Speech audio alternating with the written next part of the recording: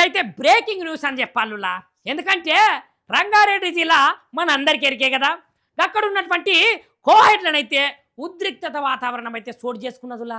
అయ్యో నేను చెప్పే ముచ్చట నిజములా. అక్కడ ఉన్నటువంటి ఫ్రూట్ మార్కెట్ గురించి అయితే నేనైతే మాట్లాడబోతున్నానులా.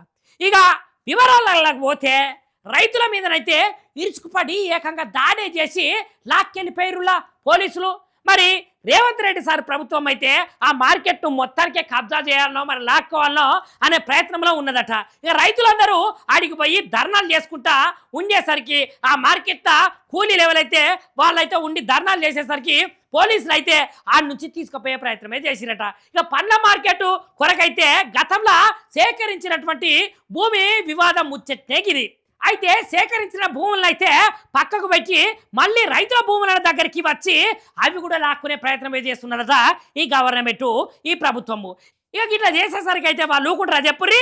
ప్రభుత్వం అయితే మా భూములను ఆక్రమిస్తున్నది కాబట్టి మేమైతే మా భూములను ఆక్రమించనీయము అని నిన్న వాళ్ళైతే ధర్నా చేసిరులా. ఇక నిన్న జేసీబీలతోటి ఆడికి వాళ్ళు వచ్చేసరికి ఇక్కడ ఉన్నటువంటి మార్కెట్కు సంబంధించినటువంటి రైతులే కావచ్చు, మార్కెట్కు సంబంధించినటువంటి అక్కడ ఉన్నటువంటి ఏదైతే అమ్ముకునేటోళ్ళే కావచ్చు, వాళ్ళందరైతే జేసీపీలకైతే అడ్డంగా పడుకున్నారులా.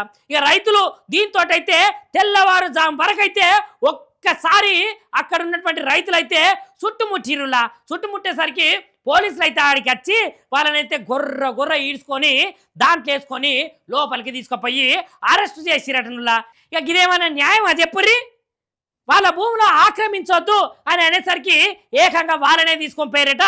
ఇక గ్రామస్తులైతే మస్తుగనమో ఆందోళన చెందుతున్నారులా. పాపం కదా ఇది.